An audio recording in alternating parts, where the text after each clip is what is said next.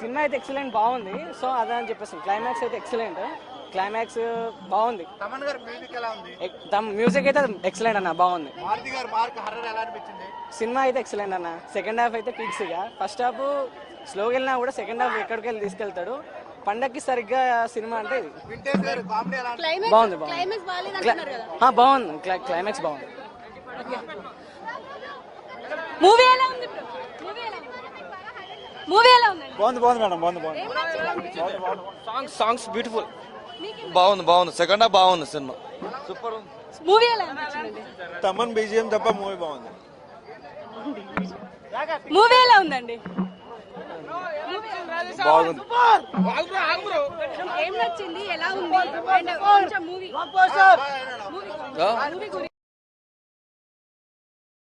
బాగుంది, అంత యాక్షన్ బాగుంది, మొత్తం బాగుంది. ఫ్యామిలీకి బాగా నచ్చుతుంది. సూపర్ అన్న. ముసలి ఫైట్ అయితే ఇంకా సూపర్. సెకండ్ హాఫ్ అయితే సూపర్ అన్న. సూపర్ అన్న. అసలు బ్యాక్గ్రౌండ్ మ్యూజిక్ అయితే 2 షోలు సరిపోలేదు. దేవుడు ఇంకా 2 షోలు ఇచ్చింటే బాగుండి అనిపించింది. అంతా సౌండ్ సూపర్. అడ్రస్ పెట్టారు కదా, అదేమైనా ప్రాబ్లం అవుతుంది? ఏం కాదండి, ఏం కాదు. అడ్రస్ ఎన్ని పెట్టిన ప్రాబ్లం ఏం కాదు.